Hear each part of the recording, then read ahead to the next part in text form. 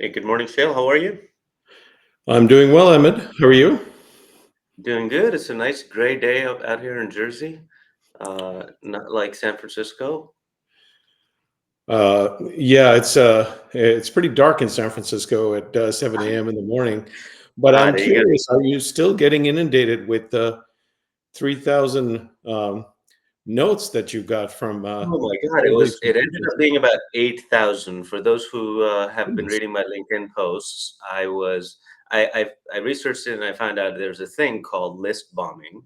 Uh, and apparently, by the time it's all said and done, by between 5 p.m. and 8 a.m. the next morning, I had about 8,000 emails that were in my inbox and Wow. another three that were in the junk mail. Hidden between those, I discovered at about 11:30 p.m. was an email from American Express that my email address and phone numbers had been changed on the account. I am not a big believer in coincidences. I assume that was what somebody was trying to do and hoping that I would miss that in the deluge of emails that I got. But I was really impressed with the script that did that, right? Because it's different websites, different type of. So something has to get not one, a list of websites, and then Mm. has to go to the newsletter page and then put my email address in there and click the button to say sign this person up, right? So Wow. that's a very interesting. I mean, it was most likely given a goal, and I've been my mind's been thinking like, oh, you're probably doing this through an LLM. You probably don't want to spend money on calls, so you actually set up some mini LLM on your laptop or something like that. So it's a very interesting. I mean, given that we're doing talking about agentic automation, that's a great segue into it. It's a very interesting use case right there, right? I mean, I can go the other way around and say, hey, listen, I need to register my business or get tax updates from every county in that I do business in. Can you go to the websites and sign me up for any updates that are coming from the from that authority. So those are interesting use cases. But that's it was interesting. I now I just keep going and then subscribing to all these newsletters that I've been subscribed to. The silver lining is I found a couple that I actually wanted to subscribe to. That was actually interesting. Some off-roading stuff, some camping stuff, some technology stuff. That was interesting. But it was painful to go read through every sender, and because all my work emails were interspersed between those emails, it was a tough thing. Thank you so much for joining us today. If you've joined us, you know why we're here. We're talking about agentic automation. Um, I think so. Just by way of introduction, I am Ahmed Zaidi. And I have Shail Kiara here with me as well. I am the CEO of Accelerate. We're a process automation focused company. Shail, if you'd like to give a quick introduction of yourself as well. Yeah, sure. Happy to. My name is Shail Kiara. I've been in the automation space for the last decade, 12 years to be precise, and run the Vocal Council, which you can see in my background, which is a global customer think tank comprising of 90 COE leaders from around the globe. It stands for Voice of Customer in the Automation and AI Landscape. I'm also founder and CEO of an industrial AI company that I run called Pluto Shift AI that is focused on cost efficiencies and sustainability in the industrial space. That's very cool. So you're doing both software robots and industrial robots that actually move stuff. Yeah, I'm almost careful to say it's industrial agentic AI, considering that I don't want to get the 8,000 notes and emails that Exactly. you. Good segue into the conversation. I think. Look, yesterday was Pat's webinar on agentic AI. We got to hear from Daniel and some of the other industry leaders. Uh, Everybody's been talking about agentic AI. I think everybody gives us the examples of of self-driving cars and things like that. All well and good. We wanted to again, and for people who've come to these webinars that are hosted by us, we want to be a little bit more pragmatic. Tell you what's here, what's not here, what the possibilities are, what to think about. So I think, you know, the people, we've had traditional automation of, when RPA first came out, the concept of digital workers and agents became sort of the way to define what a software robot was, right? So we'd say, Mhm. hey, listen, define your rules, define your work process, click by click, step by step, and then have a software robot agent execute it. I think the generally accepted definition that's coming out for agentic automation is give these software agents some agency, which again, you know, I like that Daniel used that word yesterday as well. But I think giving software agents agency, as in, and I think we'll talk a little bit about this. How much agency should they have? But the generally accepted definition, at least from my research and what I've been seeing in the market, has been that you allow these software agents to make certain decisions, whether that is from the beginning to say, hey, here's my goal, here is some relevant information on the context of the goal, here's some relevant information on what I want to get done, and the software agent figures out how to execute that task. Now, I think there is talks about automatic code generation and things like that, but and we'll go into that. But I think everybody is agreeing that agentic automation will allow software robots to be able to execute some of these things where you don't very specifically, step by step, click by click, define what you want.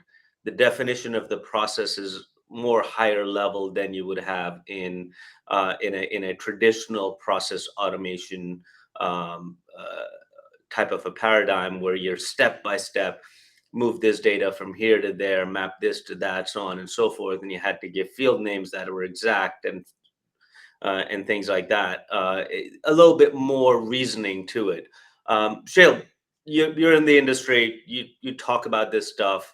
How again? It's so new that I think everybody else is still sort of struggling with what do we call an agentic automation versus very smart code generation versus something that can figure out how to do it something on its own. Yeah, look, I think in many ways it's a contrast to traditional automation. Traditional automation, and I would include AI powered digital workers in under that umbrella, is all about executing specific tasks based on pre-programmed rules. Agentic automation, on the other hand, shifts the focus from task execution to goal achievement, right? Instead of just following instructions, agentic AI is driven by objectives, making decisions autonomously, and finding the best way to reach these goals. So while traditional automation focuses on task execution, I think agentic automation brings the autonomy, the strategic thinking, the proactive decision making into the equation. Now, let me add a twist, just in terms of the audience that might be very familiar with RPA. Um, Let me add a twist to make this more relevant. Many of you listening know about case management, most likely, and RPA. And after RPA came intelligent automation. So think about intelligent automation and intelligent case management coming together to make up agentic AI. That's a really interesting way to put it, Shell. I think, and I've said this to many customers and internally as well. I think one of the things missing with a lot of RPA platforms is case management, which is interesting because case management. That's a very interesting point, Shell. Case management can help you define the goal Mhm. of what you're trying to do. So if you have case management somewhere, you can actually determine what is the goal that you're looking for. I think the salient features, as I would put them on, for agentic automation, I think the ability to craft detailed instructions to complete a task given a goal. I think it has some agency to make decisions in that in the execution, whether it is going in the right direction, whether something changes to be able to execute the task when the environment changes. It has some agency to determine what the next steps should be. And then I think, you know, in terms of what level of agency you give the robot or the agent to take in between that process, I think that's yet to be seen, and sort of defined on Yeah. how much agency do you give the robot and how you actually monitor and govern Yeah. I think when it comes to agency, right, I like to make these concepts easy to remember. There's a lot of talk about complexity around agentic AI and the gaps that agentic AI fills, question marks around that. So I think when we look at the salient features, I sort of sum this up into, you're familiar with complex, the word complex. I came up with this word called gaplex, right? So if you look at gaplex, the agency that agentic AI would have, G stands for goal oriented, right? One of the key distinctions of agentic AI is uh, not just about completing a predefined task, it is goal oriented. And traditional automation, on the other hand, focuses on, hey, do this when that happens. In contrast, agentic AI is driven by outcomes and objectives. You give it a goal, and then it goes off and executes on that goal. The A in GAPLEX stands for autonomous decision making. It acts independently. We talked about case management as an example, where there are a lot of variables and a lot of different outcomes that can occur. So agentic automation with autonomous decision making can make smart decisions in real time without constant human in the loop, right? Unlike traditional systems that wait for instructions. The P stands for proactive behavior, right? So one of the standout features, I think, in agentic AI is proactiveness. They're not waiting necessarily for a trigger like in RPA before taking an action. Agentic AI doesn't necessarily anticipate needs or it initiates actions on its own. The L stands for learning and adaptation, because I think it learns from the data it processes and the actions that it takes. Every interaction, every decision, every outcome feeds back into the system. The E is for environmental adaptability. So agentic AI is built to adapt to its environment in real time. It thrives on complexity, unlike traditional automation. And the last point in GAPLEX X is for extended integration. Traditional automation tools are often siloed. They're great at handling specific tasks, but don't necessarily integrate well with complex systems or workflows. And that's where agentic AI with intelligent case management can come in and handle the entire workflow, not just the isolated tasks. So it. that's one way to remember it. I'm sure there are many others, but that's a Absolutely. acronym I came up with. Well, It's that's called. great. I think I do want to give people an example. I think, and you can, they can be a much more complex uh, examples of agentic automation. I'm going to pick a very simple one, right? So, for example, and this is stuff that I've seen happen, and I'm sure it will go further out in complexity. The simple stuff of data entry and validation, right? Mhm. So I'm thinking, and it's very simple. We're talking at the beginning of the webinar about this, but I have a spreadsheet. It needs to go in a particular website that may or may not change, things like that. Um, so the early on the initial prompts, and again, I think one of the big things that is emerging is with this agentic automation, going back to Gen AI and language, and is, I think everybody is agreeing that the initial instructions are going to be in natural language, which you're going to Mhm. define the goals in natural language. So you start off with, take a spreadsheet that is located in this folder over here, Mhm. take the fields from that spreadsheet and enter it into this website, so on and so forth. Now, and continue to do that till there's no more data in the spreadsheet. The agency that we talk about is I think number one, the ability to go and have the step-by-step instructions on go to the desktop, go click this thing, or go open up Excel and read the data, so on and so forth. They used to have the step-by-step defined. That gets done. Now, the agency that we're talking about, I think, is that this agent then figures out which field maps to the first name column on the screen versus the spreadsheet, right? And that's one agency. Once you've entered it, let's say it had to validate that thing, and Bob and Robert are there. I think one agency would be that it knows that Bob is also called Robert, and since the last name and the address and all of that matches, and the customer ID matches, this is most likely the same person. So I'm going to continue ahead and execute this. So these are sort of type of the agencies that I think uh, initially robots will have, that we were talking about. And in traditional automation, people who have done this would probably agree that you had to have a lot of human in the loop to actually execute this in the past.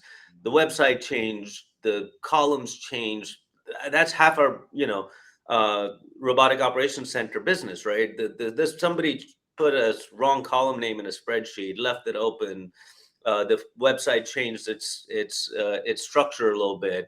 Robots continue to fail, and I think that's a big advancement from having to be able to execute these things without it.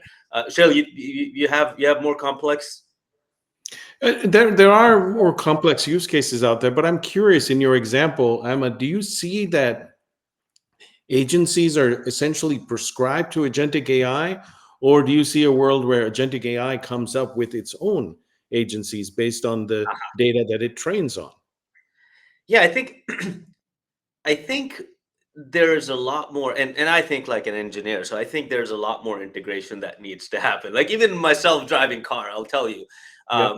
one system blinks that you went off the lane, but the system that is keeping my car straight does not pull me back in. Like, how could you do that? That's just the systems integration problem, right? So I Right. really think, at least I believe it will be there, and I think there'll be baby steps to say, hey, look, I'm looking at this data, and I think I have these suggestions on how to do this. Right. And I think as time goes on, we will get more and more comfortable. I mean, I am now more comfortable when I do the left.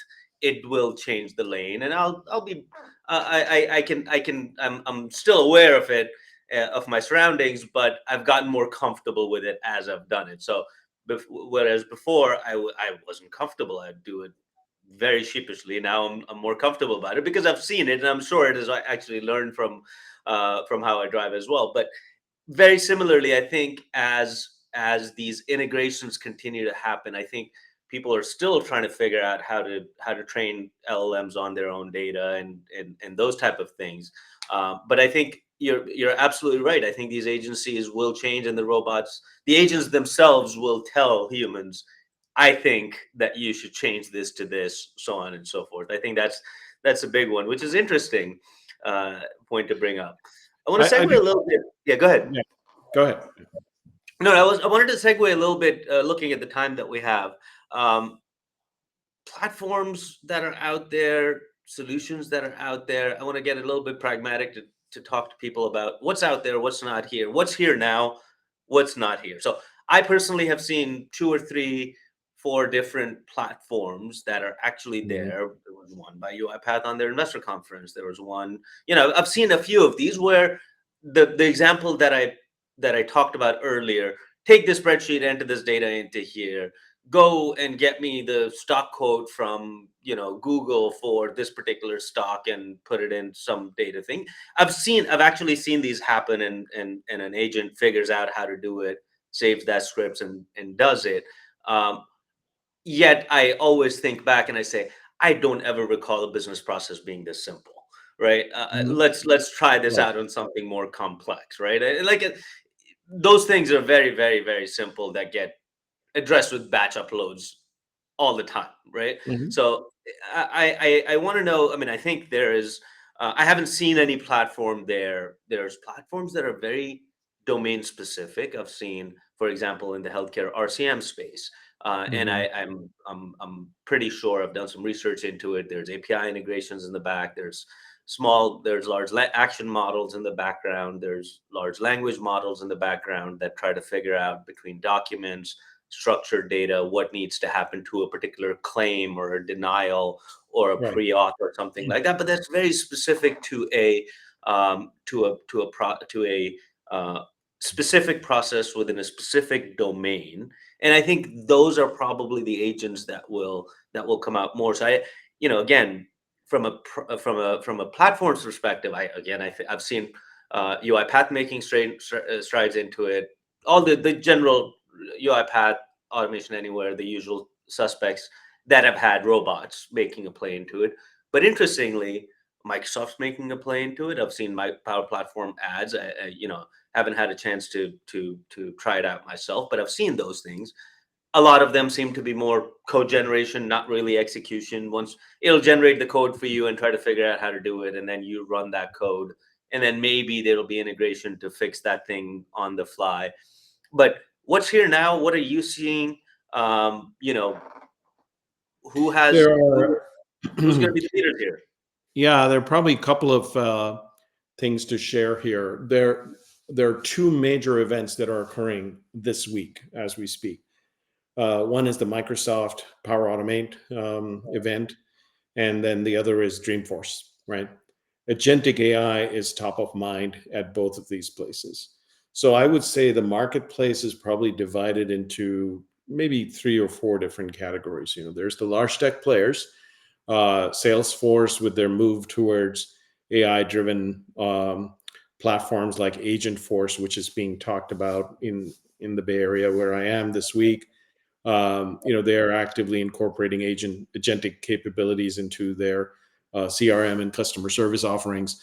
Microsoft through Azure and AI and integration of autonomous agents into Microsoft 365 and Dynamics.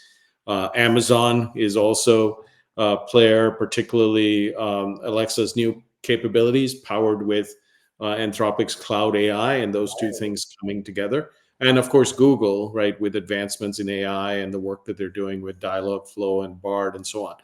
Now, that's one category of larger companies. Then there are the emerging AI-driven startups, right? UiPath, we talked about. Automation Anywhere is making some strides as well. Semaphore is a company that is focused on agentic automation, relevance AI. There's a company called Second, which is focused on developer-focused startup that automates code migrations and upgrades. Cognition Labs, some of you might be familiar with a product called Yep. Devin for automated coding. Hippocratic AI is another one that's developing AI agents for healthcare. Adept is Yep. taking AI agents that respond to natural language processing commands. There are a bunch of them out there. There are a bunch of Um, them out there. We partner with a few open bots yeah, and some of the other ones that do these type of things. Absolutely. right. So there's the large companies, there's the startups, then there are the specialized AI startups, like some of the ones that we know of, which is Anthropic, OpenAI, or even Pluto, the company that I run, which is focused on industrial AI. Then there are the consultancy and system integrators, right? The service providers, and there's several of them out there that are providing a broader picture around business transformation and how do you consider AI in your organization? What kind of a business plan do you need, and how do you deploy it? So those are sort of the four categories that I see out there. Perfect. We are in the fourth one. Absolutely.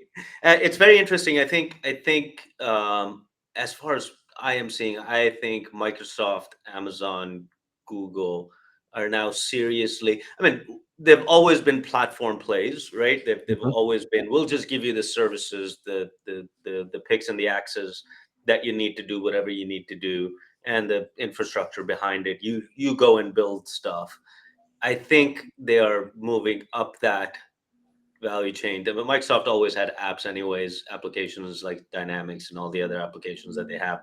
But I think they do have a very interesting play in this process automation space now, which traditionally they weren't looked at more from a process automation player, where Mhm. you might have where they might provide a controlled, orchestrated agent that is able to execute some of these business processes that are happening. And I see, I think Microsoft with the Power Platform is probably the most vocal about it. Hmm. Amazon and Google are probably right behind them, just knowing that they will probably want to take a part of that market as well. Yeah. And the presence in the enterprise really gives them a tremendous amount of a market share to be able to address. Absolutely. What do you think, Emmett, are the core elements that people should consider? Does governance come into play from your perspective? Yeah, I think governance is going to be a big thing. Look, even when we did traditional RPA robots, right, which had very strict instructions and complete audit logs, the first things that the audit and compliance folks would say, who executed this task? Hmm. What is the, what are the rules that they use to execute this task? Tell us how they came about that rule to execute this task. And there was always a conversation about the controls that were in place and how they would change now that a human is not executing the task. Now that an agent is executing the task, what are the different controls that we need to put in place? And really, this is just from a business standpoint, right? Not even the technology controls, just from a business standpoint, the controls that need to change in order to stay compliant with either regulators or whatever internal policies that you need to abide by. The agents agentic automation, I think, complicates matters even more. Hmm. I mean, I think just off the bat, if you look at, now we call it traditional AI, there's always been this thing about describe how the model came up with this decision. Right. So if you were Explainability. using explainability, right? Absolutely. There was a whole industry that started up just for explainability. Now that you have a agent doing it, I think happy paths are always great, right? But when something goes wrong and an agent does something that it made a decision in between, somebody will come and ask, what was the control on top of that decision? And I think that's yet to be seen, because again, it goes back to how much agency are we going to give these agents to be able to execute? How much leeway are they going to have, or do they have? And interestingly, you can't just say they have just as much leeway as humans, because you can actually hold the human responsible and ask them why they did certain thing. And by the Hmm. way, I go back to, there is a acceptance of error from humans. There's always an acceptance. So we have this with the RPA. A mapping is wrong. We did 5% of the transactions wrong. That becomes a high level CIO conversation. Oh, robots are not working. We did 5% of these transactions wrong. You go back and look at it. Look at the history. Humans have been doing 25% of those transactions incorrectly, and that's not a Right. problem, right? Right. But there's this expectation of perfection from machines that I think you have to go back and balance that. So I think governance is going to be very, very important, especially when deploying initial use cases. I haven't seen anything as robust in terms of explainability, which I think if you asked these agents, and because they're using LLMs and things like that, they could probably describe why they took a particular decision, but I'm not sure about that. I agree with you. I think if you're a practitioner and you're looking at agentic AI in with the same lens as you perhaps looked at RPA or intelligent automation, and by that I mean learning about agentic AI in the same manner, executing agentic AI in the same manner. Uh, I think I feel that's a recipe for failure. Agentic AI isn't just another tool; it's a decision maker, and ensuring ethical use and compliance is non-negotiable. Governance isn't optional in agentic AI. It's sort of the central spine to make sure Absolutely. that the right agencies are being applied to these agents. Absolutely. And I think there's a lot of thought that needs to go into the type of use case profiles that you want to give, Yeah. right? So, look, I think there are platforms that will do everything in the background through APIs and maybe agents in the background that will do something and can give you a step by step of where they are and how they're progressing, and saving you the clicks and the massaging of the data that you need to do in order to do something. And after every step, they're asking you, "Here's what I'm doing. Can you approve me?" Things like that. Then there's, there's going to be the quote unquote the attended type of thing, where there's an agent here sitting there clicking things on your screen, trying to do it. And so I think there are different use case profiles, there are different solution profiles. There's a lot of thought that needs to go into that. I think even if you think about it, um, and you were there, right? Blue Prism had Hmm. been talking about RPA since 2005, 4, something like that, right? They say Yeah. five, they coined the term. It wasn't up until from my recollection, it wasn't up until like 2015 where people had figured out how to use these digital workers and what the governance should be and what the models should be. And that's when it took off, right? Hmm. I think we're in very early stages of it, but given how fast things are moving these days in terms of being able to generate, in terms of the providing generating applications, and technology has been moving faster. I think Moore's law is starting to apply to software development these days. You can generate twice as much code every so often. But I think we're still in very early stages of this. There is going to be a lot more AI inclusion in your traditional dumb robots that we're doing just rote work through Hmm. rule. There, I think you need to go there first and keep the human there, just so you have the controls in place before you can actually try out a full uh, agentic model. I agree. I agree. Should we talk about some practical advice for practitioners? Absolutely. Why don't you go ahead and start? Well, I would say that don't get stuck in pilotitis. Pilotitis is sort of a new AI ailment, I think, that a lot of organizations are stuck in at the moment. Of course, you want to have targeted pilot programs and you want to scale gradually, but you also want to encourage cross-functional collaboration. You also want to make sure you prioritize for continuous training. I've often talked about this. Skilling me softly is a critical, important part of your organization. You should not forget about that. Absolutely. Monitor, assess, iterate. But what is most crucial from my perspective, right? Establish KPIs from day one. Before implementing agentic AI, um, clearly define what success looks like, whether it's faster, ticket resolution time or increase customer satisfaction. Make sure your metrics are tied to your business outcomes, and measure the business impact, not just the AI performance and the accuracy, but the actual business impact itself. And last but not the least, continue to iterate based on data. I absolutely. I think I agree with everything that you said there, Shale. Again, I think at least automation leaders and business and IT leaders and business leaders are all getting emails from the C-suite. Hey, look, I saw this. What are we doing with AI? What are we doing with AI? I see these all autonomous execution and agentic AI conversation. What are we doing with it? And I think what that really leads to is people just trying to say, okay, I'm going to try to do something with agentic AI, which again, it we saw that 15 years ago when machine learning and AI and models, or 20 years ago, everybody's like, what can you do with AI for me? But what are the problem that you're trying to solve? I think it's important to understand, number one, what is the problem that you're trying to solve. I think number two, there's, from an automation standpoint, practically speaking, I think there is the agentic AI is more a assistant. I see it more as an assistant than a autonomous execution of tasks, right?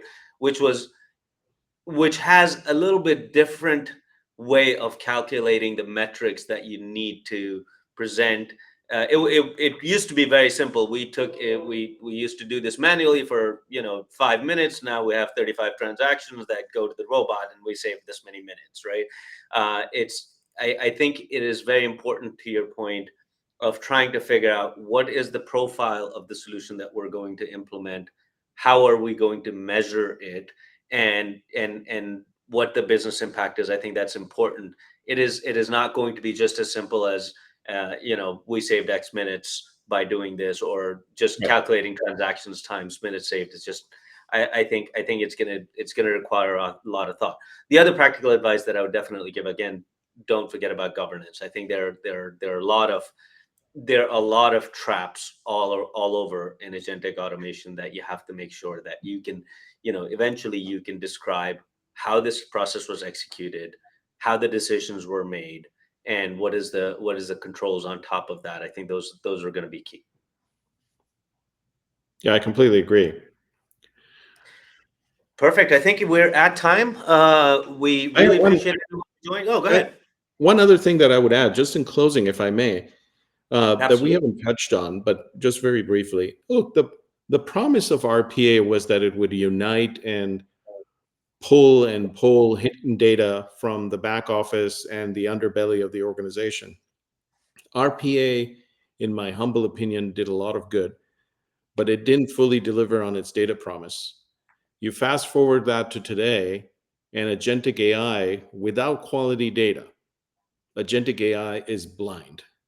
And the question Absolutely. now is, will agentic AI be able to see, thrive, and grow in your organization?